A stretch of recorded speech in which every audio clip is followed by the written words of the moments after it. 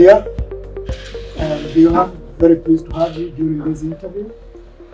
Wandia, you've been a Endeavor Entrepreneur since 2017. Yes. And Gichuru since 2019. Endeavor Kenya itself has been around much longer, but not very much long. And this interview is about your experience with Endeavor Kenya. So please introduce yourself by saying what your business is and how you ended up here. Thank you so much. So my name is Wandia Gichuru. I am CEO of Vivo, which is a ladies fashion brand, and also of Shop Zetu, which is a fashion marketplace dedicated to mostly African brands in the region. Yes. Thank you. Ndirangu. So I'm CEO of a company called Stocking, and what we do is we build technology to help software developers in the continent. Very well.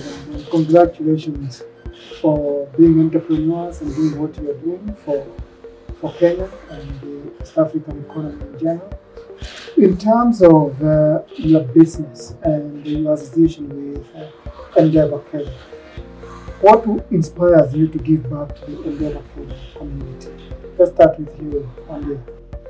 I would say generally it's just a strong belief that business is what is going to transform an economy like Kenya's. And entrepreneurs, with the right support, with the right networking and mentoring and other types of support, can really build those businesses to the scale that can make a big difference, that can hire, create jobs, and change people's lives. So I think it's that fundamental belief that gets me very excited to be part of this network. And we can see that on the factory floor from the floor we just done. Thank you. And you, what about you? So I think in addition to very much in agreement with what Wandia has said, but it's also seeing what Endeavor has done for us as a business and for me as an individual. Learned a lot, have had fantastic mentors when I think about the advisory board, when I think about just in general the fellow entrepreneurs and the strides we've actually been able to make as a business, because we can make a call to, say, the team at Endeavor, we can make a call to one of our advisory board members, and it moves us miles ahead than maybe what would have happened if we were doing this by ourselves. And so it's seeing that happen to us makes me sort of think, okay, next time or when I do have an opportunity to make it easier for someone else, then I should do that. So that constant cycle of giving, I think, will help us grow as a country. Very good. And looking back on this past year, what would you say has been your proudest moment? Wow, it's been a tough year, especially for retail. I mean, we saw our revenues plummet. We went down, almost 80% at the height of the early stages of the pandemic. So I think for me, what I'm proudest of is the fact that we haven't let any of our staff go, that we've continued, we pivoted, we started making masks. We were quick to react to the situation on the ground, both in terms of trying to make a difference in a way that could be helpful, but also to just keep us going, to keep the revenues coming in. And so far, so good. We're pulling through. It's tough, but we're pulling through. That's very nice, to see the activity on the factory floor and to learn that we didn't let any staff go in a COVID year. I think that's very nice. So for you, I think it's the same thing. I mean, I think once the first time we announced COVID, the first COVID case, and I think there was a lot of gloom, even in the markets, investors sort of saying we're not going to hold on to every single cash you have, don't try and raise money. And so when I think about the moment, I think this was in March when the first COVID case was announced, and we had to make some very tricky decisions. So one of them was immediately, at least because we're a tech company, we could be able to kind of get all our staff working remotely. So being able to transition that within literally, I think we had that on Friday, and on Monday everyone was working from home. Yes. And what's interesting has been the fact that actually our productivity has gone up, wow, which has been surprising for us. So going forward, we're actually looking at a hybrid of a remote work and office sort of thing. So maybe have people come in a couple of days. So I think being able to make that adjustment that quickly, for me, it's not just for myself, but when I think about my staff members, I'm very proud of them. But also secondly, I think it's been great to not have to let anyone go, including our support staff. So in a year where everyone else, people are talking about lost their jobs, had significant salary cuts, we've actually been able to maintain people at the same level of pay. COVID was unexpected, wasn't it? So when you talk about the positives during the COVID year, that is very, very good news. But do you have anything else that you can point to as a positive, which you didn't expect because you didn't expect COVID? I think for us, I'd say two things mainly. One is that we were able to really move into the B2B space. We've been a traditionally B2C business, but this kind of pushed us into the B2B space, which opened a lot of new doors for us and made us really rethink revenue streams and different lines of business. A second one is just seeing how a team can come together when times are hard.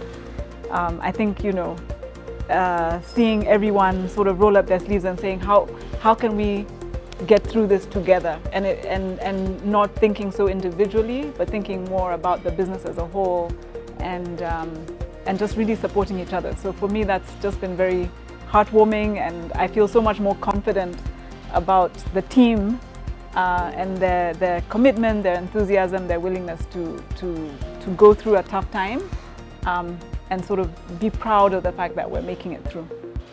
Yeah. I guess the same thing, but probably add, it's been a good learning around efficiency in the business.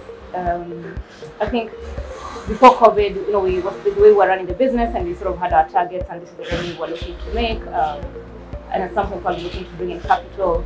Then COVID happened, and for a period of about 6 months, and even right now, there's still quite a bit of uncertainty around.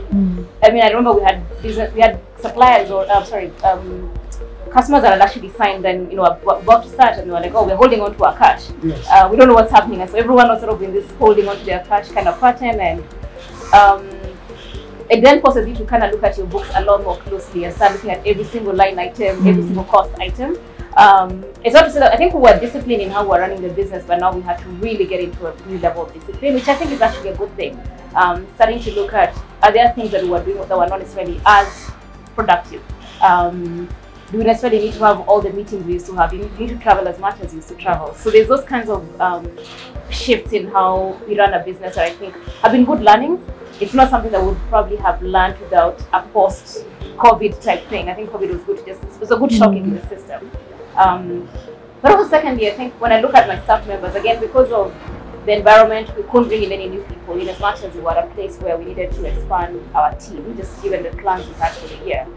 So we've actually been able to achieve a lot of our plans with the same staff number that we had last year, which has meant that people have had to stretch themselves, do 3 roles, one role that is, one person doing 3 or 4 roles, and to see them just doing it with a lot of joy and excitement, I think for me it's really quite exciting. If you can allow me to use a statement that you are both trailblazers in this environment, in the sense that entrepreneurship in Kenya and in this part of the world has been associated more with men. Within the Endeavor Network, you are women entrepreneurs, and I would like to actually congratulate you for taking that very big step. What would you say to Kenyan women entrepreneurs to scale up their businesses? Do you want to go first? I think, for me, it's interesting, in the sense that, on one hand, whatever it takes to run a business, it takes to run a business. At the end of the day, if I'm building a business, my clients don't care that I'm a female entrepreneur or a male entrepreneur. Yeah. The question is the product working. And so I think being able to still be very exact on the fundamentals. What's the product you're selling? Is it a good product? Is the market willing to pay for it? Can you get customers to actually pay for it? And so keeping your mind very focused on the business and making sure you're creating value, I think is important, and not getting caught up in, am I a woman, I'm not a woman. I think that's the one thing that I would say. But then secondly, I guess you still look at the numbers, especially when I look at my industry, which is technology. Very few women at all levels, not just at the top. We don't think about programmers or just junior women. So they think there's still a lot that needs to get done, and that's actually something that we're looking to address even with Actors Talking. But I guess what I'll tell people, these fellow women, is it can be done, but it might require a little bit more grit, a little bit more. It would be great if we have an Endeavor type network, because that sort of helps to clear some of the obstacles. And when you walk into a boardroom, when you're trying to get into a meeting or getting into some kind of deal, having someone made the call for you, at least made the introduction for you, definitely does help. So networking and just getting the right kinds of networks can actually help you and sort of hold your hand. Yes. And just don't be afraid to ask questions. It might be hard, but just keep at it. And particularly for you, I do remember when you became an Endeavor entrepreneur, you were Chief Operating Officer at Africa is Talking. Yes. Now you are Managing Director. Yes. How does it feel? I mean, I guess you keep working hard. I'm not sure my life has gotten easier. But I think it's a testament to the fact that if we just keep working, it does bear fruit. And so we keep at it, and maybe that's what I would sort of tell anyone else. Keep showing up. Yes. Especially with entrepreneurship, all it takes is just every day, just show up. The path is not always straight. Lots and lots of obstacles. And sometimes if you think about the obstacles, you'll never get anything done. Yes. I mean, when I think about AT or some of the things you've been able to achieve, every day there's always a reason why we couldn't do it. But what I've come to learn is just show up, solve the problems, and one day you'll actually come to a place where there's actually quite a bit of success. And enjoy the journey along the way. Indeed. Yeah, what would I add? I think it's a generational thing. I believe younger women, I mean, I have teenage daughters, they don't believe there's anything a boy can do that they can't do. But I think with our generation, a lot of the challenge is our own limitations in our own minds. And so when you say don't be afraid, there's a fear that sometimes women have of being successful, of looking, maybe no man will want me if I have more money than him, or if I'm more successful. I'm serious, these are real challenges, So I think if no one's going to give you an easier time because you're a woman, you have to deliver. You have to work as hard, if not harder. You still have to deliver on all the expectations. And if you're prepared to put in that work, I think the world is open now. I believe there's a lot of organizations, people, programs out there to support us. So there's no shortage of help out there if you're willing to do the work and just get past the fear and show up, like Bill has said. Yeah. Fantastic. And congratulations once again. But that is about women. But we also have men entrepreneurs. What would you advise them, how to be successful as entrepreneurs in Kenya? I think especially when it comes to the issue of scaling, because I talk to a lot of entrepreneurs, younger ones, they design businesses that rely too much on them. And they're not building to necessarily scale, even though they want to make good money and they want to succeed. I think scaling does require building a team, building a team that is independent of you, that can manage a lot of the day-to-day operations. If you're running an organization and more than 20–30% of your time is on day-to-day, it's not going to scale.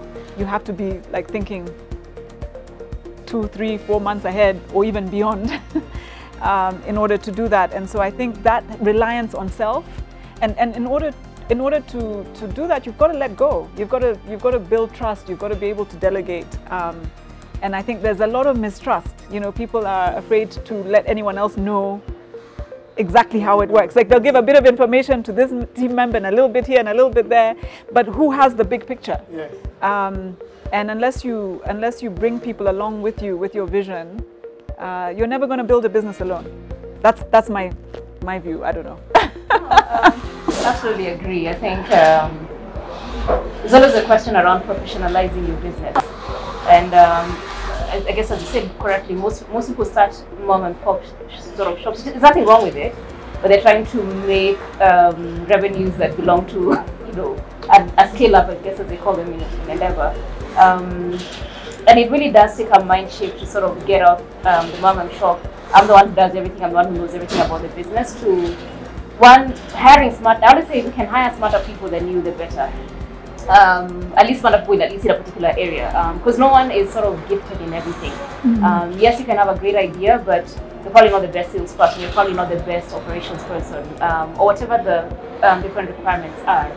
And so knowing when to bring in the right people in the business is critical, and letting go and delegating. But of course, at the end of the day, you also dedicate to what's going on.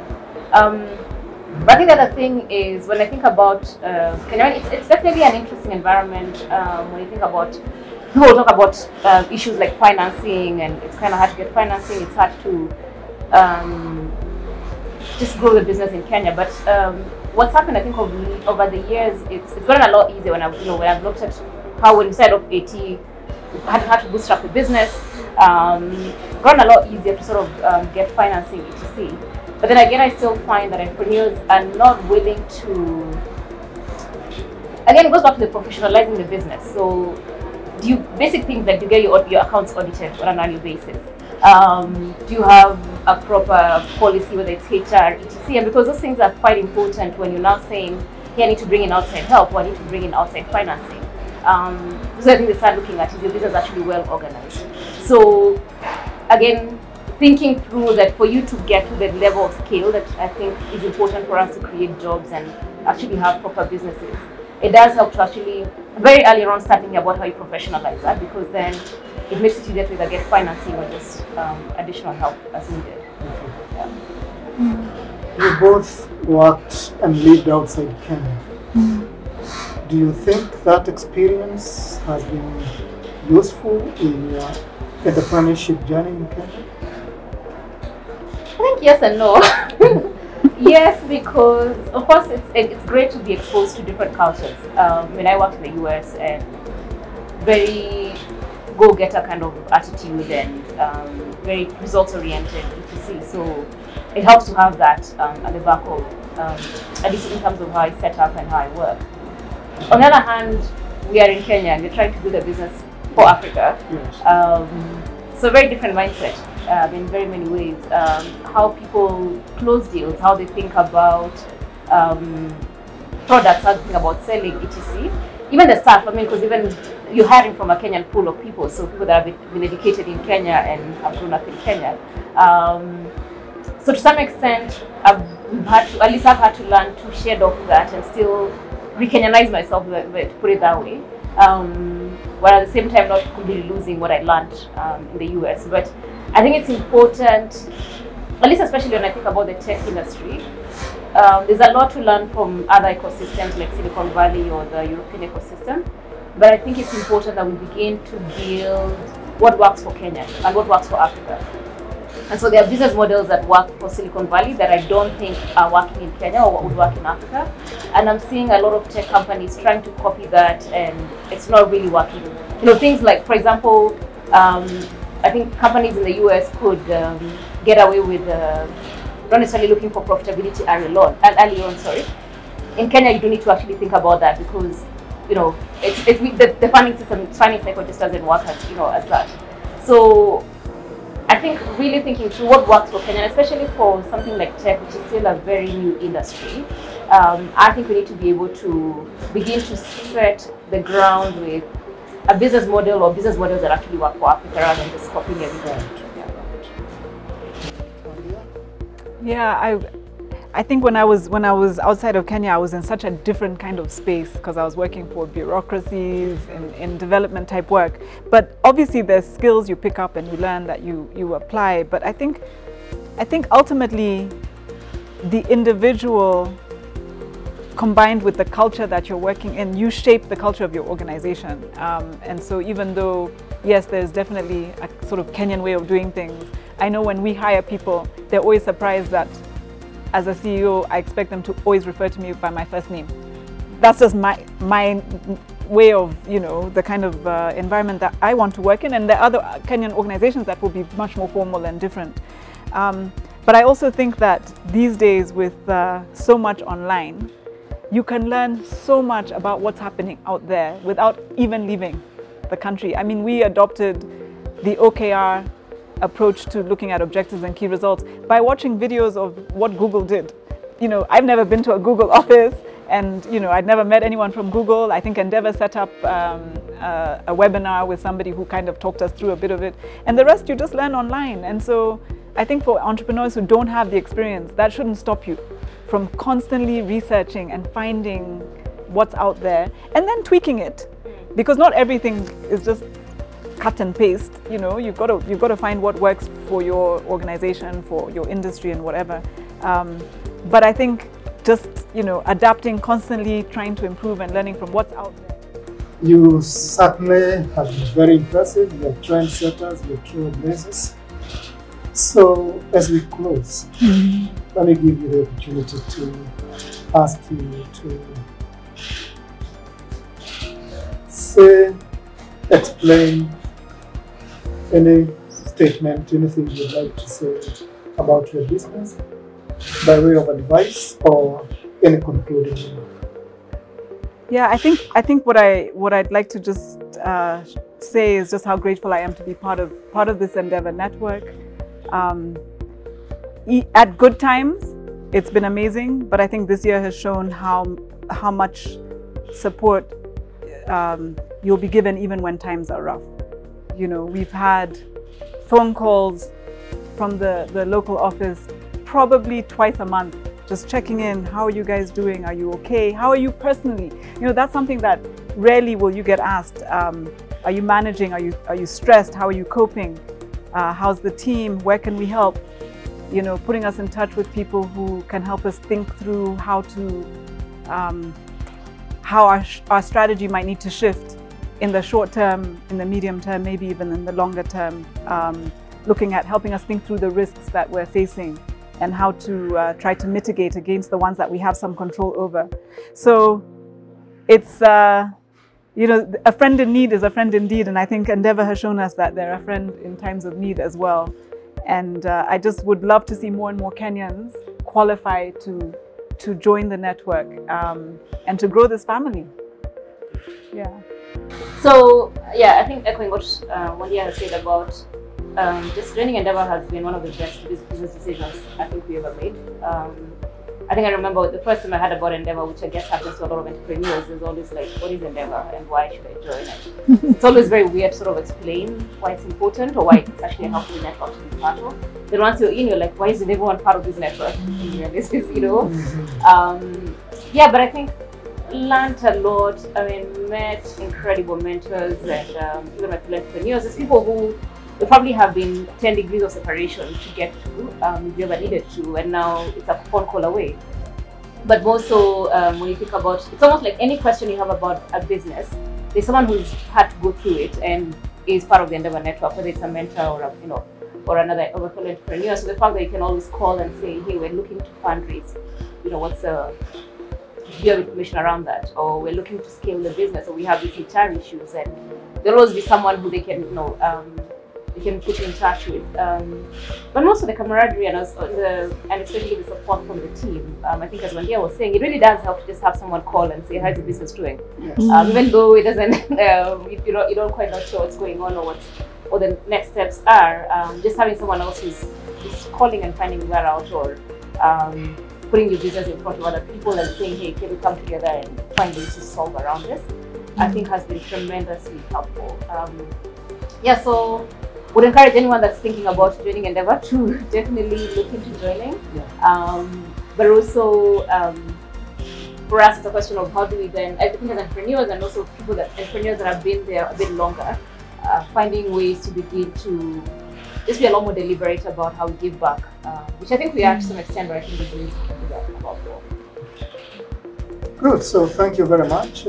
Endeavor Kenya is very proud to be associated with you, and we wish you the very best as you run your businesses. Thank you. Look up to us for any advice, for support, but definitely we are very, very happy to be associated with you and congratulations Thank you. on the work that you do. Thank you very much. Thank you.